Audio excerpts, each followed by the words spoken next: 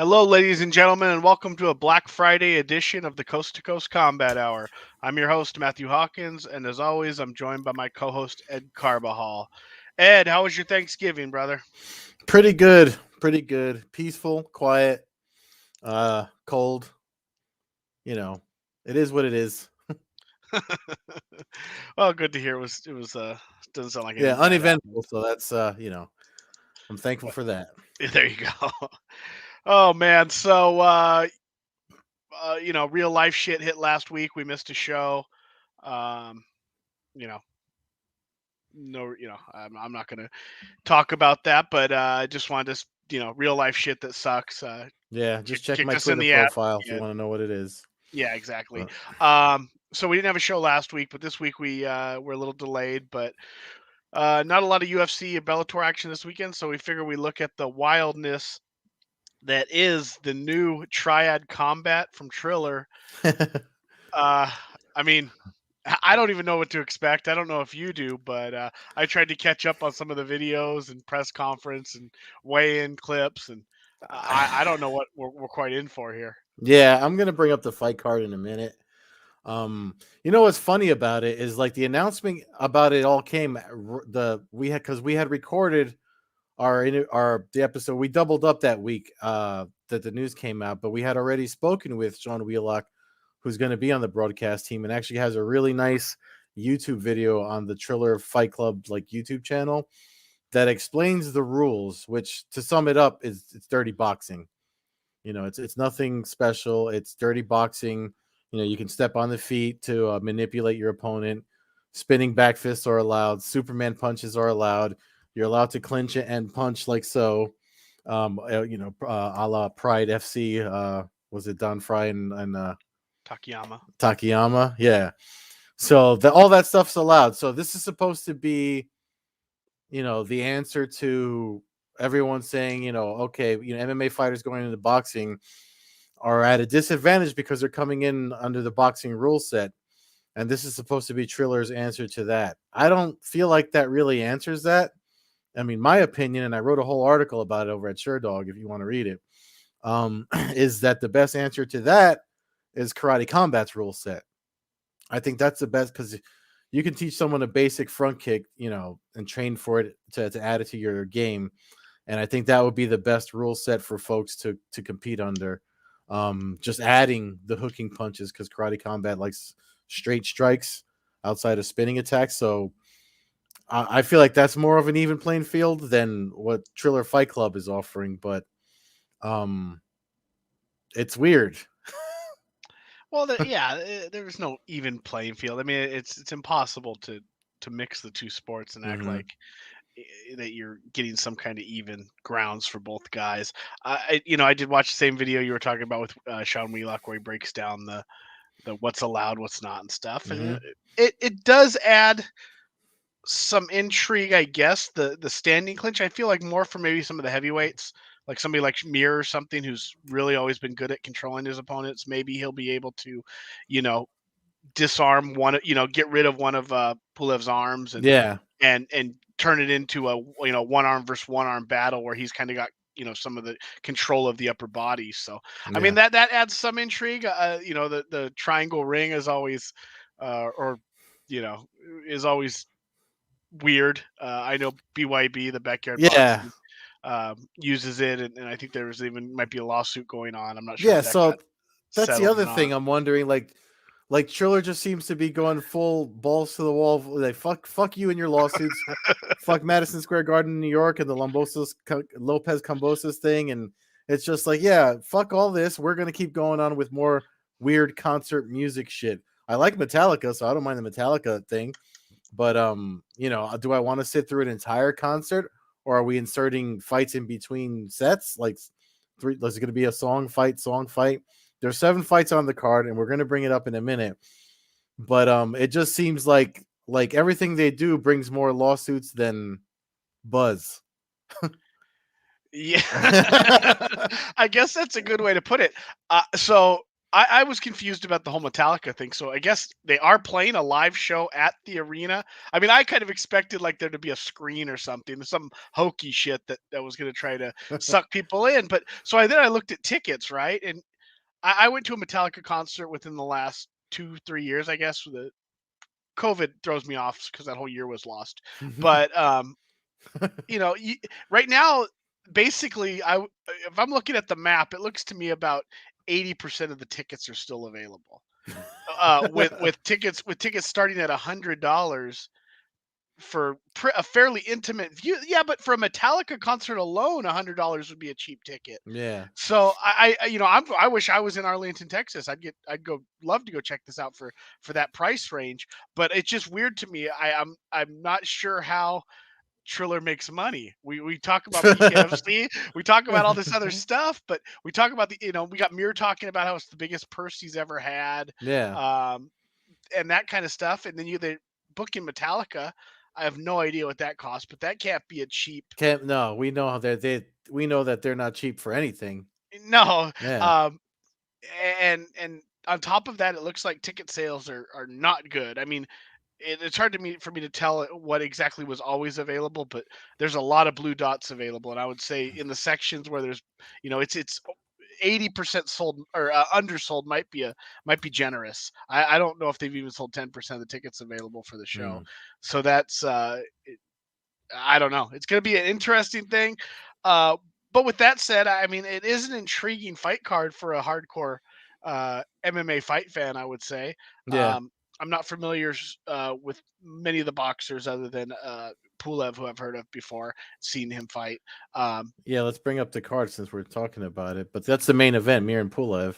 yeah. And then the co-main event is Matt Mitrione versus Alexander Flores. And then this fight is actually gonna. I think we're gonna. I'm gonna like seeing Mike Perry. Hands only. There's folks. There's voting just like on the Bellator with like for folks. I mean, so there's enough people interested that they're making picks on who's going to win. Oddly enough, it looks. I mean, it looks like Pulev is the favorite. Um, but I think it's interesting. One of the things that there's supposed to be this is the rest of the card here and this is on Fight TV where we're bringing it up for folks that are just listening to this. So they're only featuring the first three fights on here, but Derek Campos, who fought in Bellator, is fighting Brian Vera, who I think is a boxer from. I mean, I'm not that versed in the up and comers or all the younger guys in boxing. Albert Tumanov versus Scott Sigmund, Harry Gigliotti versus Stephen Graham, and Alexa Culp, who I know has fought in Invicta against Angelina Hofschneider, who I think is another boxer. So they have it set up as boxing versus MMA, Mhm. and they seem to have added at the very end. Just Uh, to add, just because it really needed Shannon Briggs yeah. and Quentin Rampage Jackson to be the coaches. Yeah, it's six boxers against or seven boxers against seven MMA fighters. Mm-hmm. Um, I don't know. And then I heard something about points, but I couldn't Mm-hmm. quite confirm that. What is? Did you get a So, breakdown of that? so I went looking. As you know, I mean, I do get information, and I went looking on all of their press releases, and the whole thing with the points, and it's similar to like the way PFL's season. They get points for more points for a knockout, or some similar to that, but not maybe not by round. I think it's more by finish. They get they're going to have them score up at the end, and like I don't know what they win if they win. But it seems to me they just added that this week. In my opinion, I haven't seen anything else about it. The first I heard of it was at the press conference on Wednesday before Thanksgiving, when Ray Flores mentioned it. I mean, I don't know why combat sports outside of like major MMA feels the need to insert Ray Flores and the boxing rigmarole. I feel like you'd probably do better if you and nothing. I mean, I know Ray Flores is good at his job or whatever, but it just seems like they have him do everything. Like they'll have him during the broadcast. They'll have him, doing press conferences. They've had him announce stuff. I'm just like, all right, like there's other people out there. Like that you could use, or maybe just don't do that. Maybe if you want to be different, maybe maybe do something different. Let's go, champ. Yeah, I don't know, but I'm gonna watch. You Yeah, know, like they're putting this together. Like I said, for me, I'm intrigued by some of the names competing and it being a slow weekend combined with that. I do think that it's hard for me to go against the boxers. Just like if yeah, these were MMA. I mean, if you told me it was an MMA fight where you can do everything except, a rear naked choke or something, I would still yeah, go with the MMA guys. yeah, So yeah. I uh, feel like it still favors boxers. Like it's just dirty boxing. Minus a couple of strikes they probably don't regularly train for, a la spinning back fist and Superman punch, which is just a jumping reverse punch. But I like you said, I don't think you're even, if you're not adding any kind of real clinching is something boxers do. Like they know how to handle the clinch, they know how to fight for underhooks. So if you're not adding takedowns or not even tripping or foot sweeps, something, I feel like it's not real in an even playing field. and when you got these things too, because clearly there's got to be the referee's going to break them, right? That was the one thing I didn't see necessarily Mm, specified was how long. Like in BKFC, they say you can clinch and punch, but it has to be active. So you mm, really don't. Once you pause, usually if it's a good referee, he's on you pretty quick. So yeah. it's going to be interesting to see what kind of lenience they might give for clinching as far as time between punches, as far as maybe working a clinch to get in position to throw that punch. Hmm. That could be some interesting things, and obviously will lead to probably controversy at the end of the night with referees in one fight. Breaking it immediately while others let them wrestle for a minute and a half. And is it Yeah. 3 minute rounds? Is two was minute that two minute 2 minute rounds. rounds? Yeah. Okay, And so then and each fight is like a set for a certain number of rounds. I don't know if that's on here, but it is on the press release. Like yeah, it's not on here. Like I think the main events. Oh, it's right here. So like oh no, this is the bout order. I thought this was the number of rounds. The main event's going to be 9 rounds. okay. So there's. Yeah, I was thinking it was going to be like 5 rounds, 3 or 4 round fight. So at least nine yeah. rounds. There's going to be, which sets up. God dang, man, you're really doing a full concept. They better hope these aren't a lot of decisions. This could be like a 7 hour pay per view if we're throwing in a 20 song Metallica set. Yeah, that's the thing. It's like I know Triller, but Triller's like they're a music, their business is in music. Like they're like a TikTok competitor. It's seems music based. I mean, same thing with TikTok. TikTok was owned by ByteDance. It used to be called Musically before it changed to TikTok. And I think that's right anyway. But somebody can correct me in comments or whatever. But yeah, so I feel like that because of that connection, they want to add that, and there is a connection. I mean, we see reports about walkout. We've talked about this before, walkout tracks and stuff like that. But I mean, there's a difference between a 40-second walkout track and inserting whole songs in between fights. I mean, I the fight fans kind of like, okay, yes, this is a nice song, but I'd like to move on, you know. And I don't know how the fighters feel about it. I know the gist of most fighters that we've spoken to and I've spoken to. Some of them just would prefer to get their fight going, especially since there's a lot of preparation leading into it. Um, the thing with this one, um, so the thing with this one, what interests me is this is Mir's second Triller fight, right? First one was under boxing rules. The second, this one is under these modified rules against another very good boxer. Now he went and lost a decision to Cunningham, which is, probably Commendable. better. Yeah, like nobody really gave Mir props for that except myself, I think, when I wrote it about it on my MMA news. Um, so I don't feel like he gets knocked out, although I know Pulev's, It's hard to say, man. When a yeah, guy's 28-2 and his only losses are to Joshua and Klitschko, yeah, I mean, when you're like that, you very well might be the third best boxer in the world. yeah. So it's hard to get a clean view of what it's. That's why the matchup's so weird. Even And as Mir's the older guy too. It's hard to side with the older guy in a combat sports matchup, especially these days. Unless you're the unique situation, Glover Teixeira situations.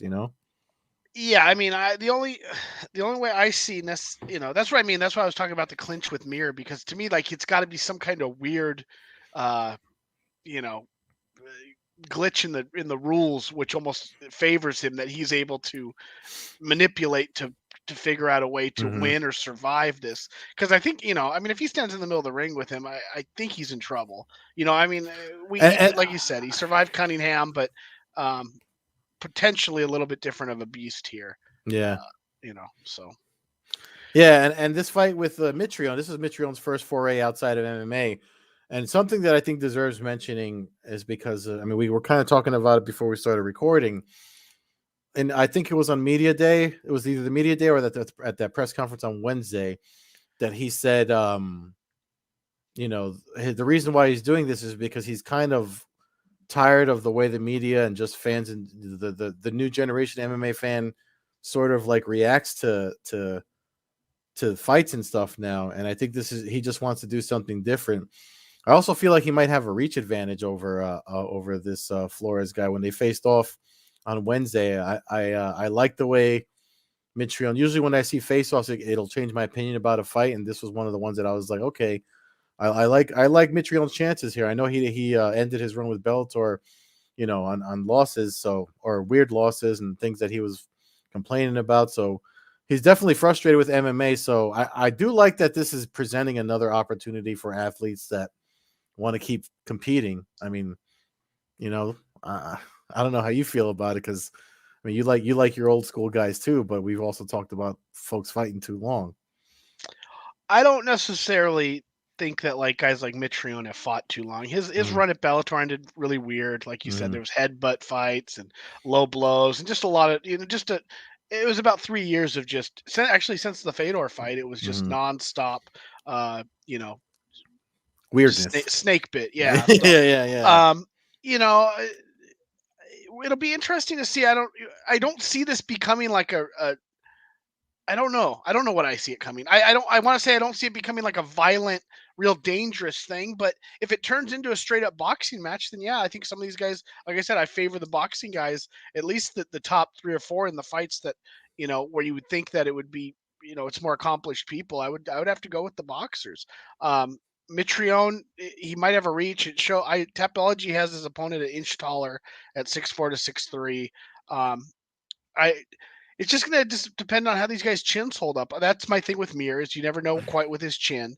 Um, but it all goes back to fighting dudes with 4-ounce gloves. And Mm-hmm. how many ounce gloves are they using? They look like they're like just like blown up They look MMA like gloves. yeah, they look like the old. I mean, I think they show them on that video, but they look like almost like the old Shudo gloves, kind of like this one. There you go.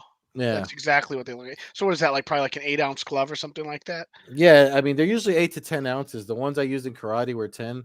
This one's probably 8, but with the Okay. hands taped underneath, so it does allow the fingers. I mean, you know, uh, I know Mike Bisping had a rant on his YouTube channel about it, where he talked about eye pokes or whatever. But I mean, the numbers are out there that this type of glove will actually probably be better for eye pokes versus a UFC glove, which is notorious for wrecking eyes, as he can attest to.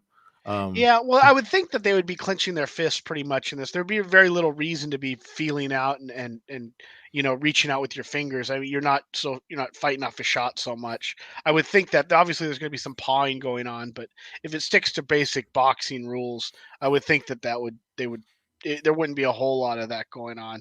Now, if Mitrione manages to get eye poked in this fight, then then let's just call it a career. That yeah, would that would be it. I'm yeah, because I interested in mean, it's yeah. weird that eye pokes happen in boxing. I mean, they have happened. They talk about the thumb part of the glove going The into the thumb eye. part of the glove going into Yeah, the eye, but usually it's not as catastrophic. It just is more of like it can be a leather burn that can and tend this to one, do more. the That one intrigues me because, like you said, yeah, Mike Perry, the news with him signing with BKFC. If he goes out here and looks good in this fight, win or lose, if he goes out there and looks good, assuming it goes to a decision, then it obviously makes intrigue for bare knuckle. I just Mm, curious to see how you said with no shots and no takedowns and limited clinching. I think is fair probably to say. yeah. Um, then I'm interested to see if he lets his hands go, what kind of dangerous what kind of danger he can bring, because we've seen him in MMA fights when he kind of lets loose. So I'm definitely interested to see Yeah, that. I actually just I feel like I mean I feel like Mike Perry's gonna shine more at BKFC. He might do really well here. He seemed the most he was super anxious on Wednesday. He was swinging his hands, ready to go. Again, the way they do the press conference for this weird boxing style of press conference, outdated style of press conference, really annoying to me. If you can't tell already, but like where they pass one mic around for everyone to talk, they didn't really let him speak that much. But one of the things he said when Shannon Briggs came out or somebody was making reference to this whole boxing versus MMA thing, Mike Perry was like, but no, like none of you guys want to step in the cage. He said octagon, but Uh-huh. I'm paraphrasing or whatever. But he was like, none of you want to step. We're doing it because you guys won't come our way, and obviously it's a financial decision. Why take the risk if they're already making more money than they would ever make? I Uh-huh. mean, you know what I mean. And that I get, but I mean, he made a strong point, and he just, I mean, we've seen Mike Perry on Fight Week, and this is Fight Week Mike Perry energy that we got, and I just feel like he's gonna do really well. I'm really this fight and the main event are the two fights that I'm most looking forward to. Yeah, no, yeah, I mean, I agree with that. Those two fights definitely. I'm interested in seeing Tumanov and Campos, and to see how they do. It's Yeah. just it's you know until we see it, and then we're like, okay, this is just bad boxing as it stands right now. We're kind of like, okay, this could be something kind of cool, maybe different. It's always exciting for the pre hype, and then we'll probably get slapped with some kind of reality, but. Um, I'm interested, and I'm curious to see again how it all comes together. I like the circus shows though. Not Circus shows aren't for everybody, you know. Like I said, if I could, I would be at this event. This is the kind of stuff that Yeah, like and piques that's my interest, you so that know. was the other thing too. It's like we had Wheelock on literally the week before it came out.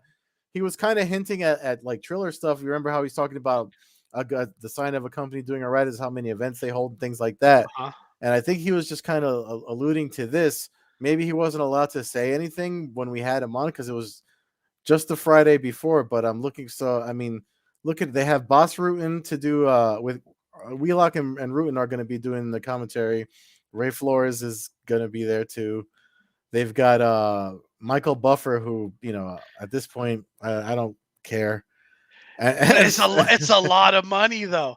yeah, Like do you? I mean, do you really need to have Michael Buffer at this event? Like, if it's tight, if it's Fury and those guys, like I get it. If this was a huge UFC fight and they wanted to have Michael Buffer, like even then I'd get it, But like, it just seems like it's such a throwaway waste of money.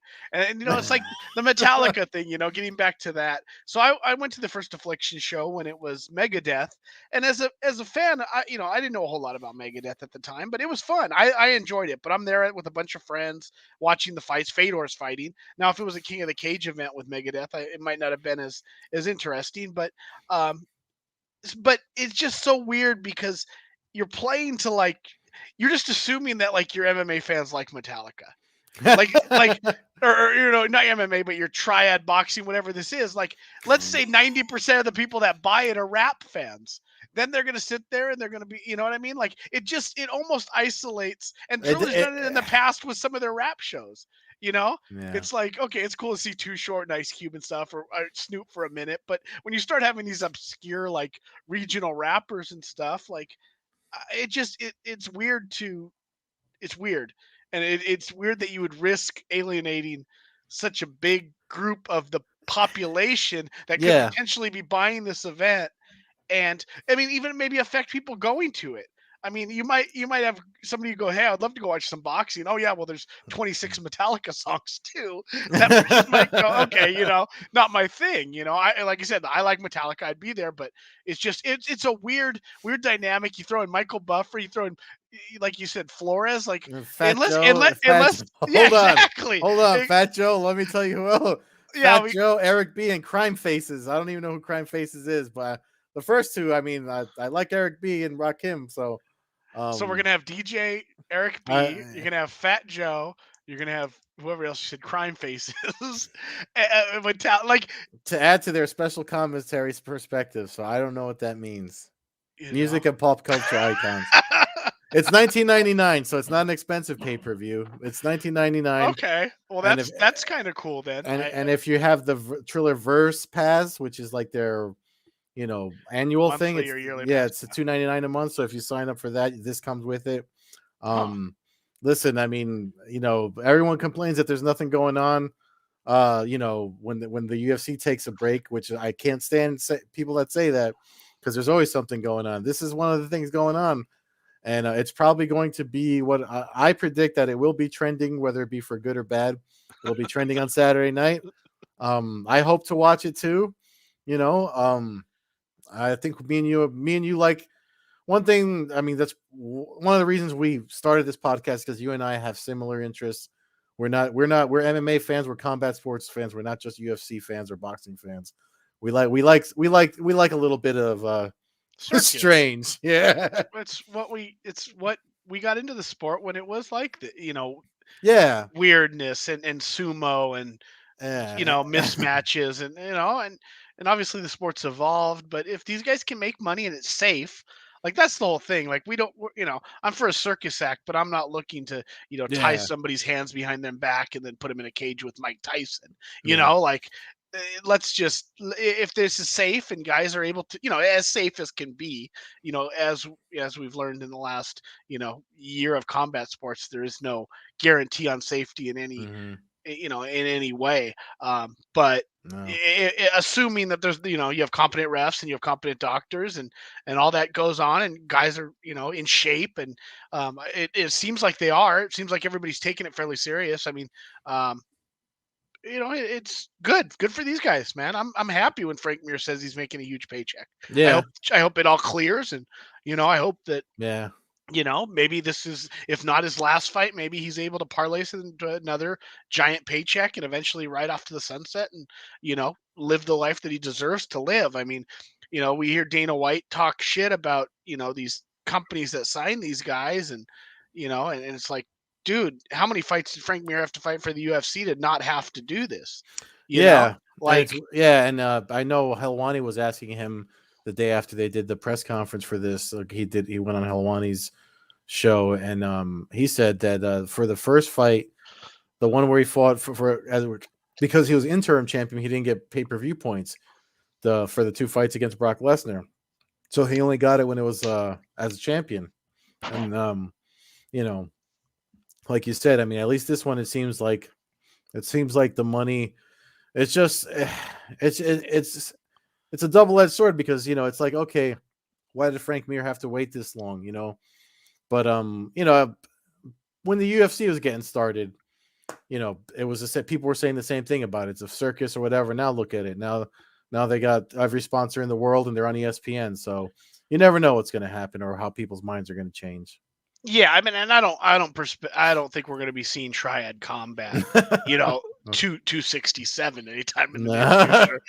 If we see Triad Combat 3, then I'd be surprised. But Yeah. again, let's see how entertaining it is. For 1999, you got a fair price point. They're not trying to gouge somebody with a $50, 40, Yeah. 65, 70, whatever the hell we're at these days for Yeah. some of those events.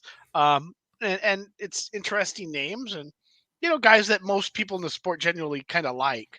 Yeah. Even if I wasn't necessarily a huge Mir fan as far as um, rooting for him, but based off of guys maybe he was fighting. If I'm Hmm. a fan of Nogueira, it's hard for me to root for Frank Mir. Yeah. But at the same time, you got extreme respect. I've seen him fight him trillion times in person, and obviously all his fights on TV. So it's and it seems like a good guy. Mitrione, I met Mitrione at some Bellator events. Seems like a really nice guy. You know, so it's kind of cool to see that them, like I said, making some money. I mean, Perry's out. The I've never met Mike Perry, but obviously the jury's out on him potentially. But we've also heard from Sean Wheelock that he's extremely professional Yeah. when around him and seems to and been respectful. So Hmm.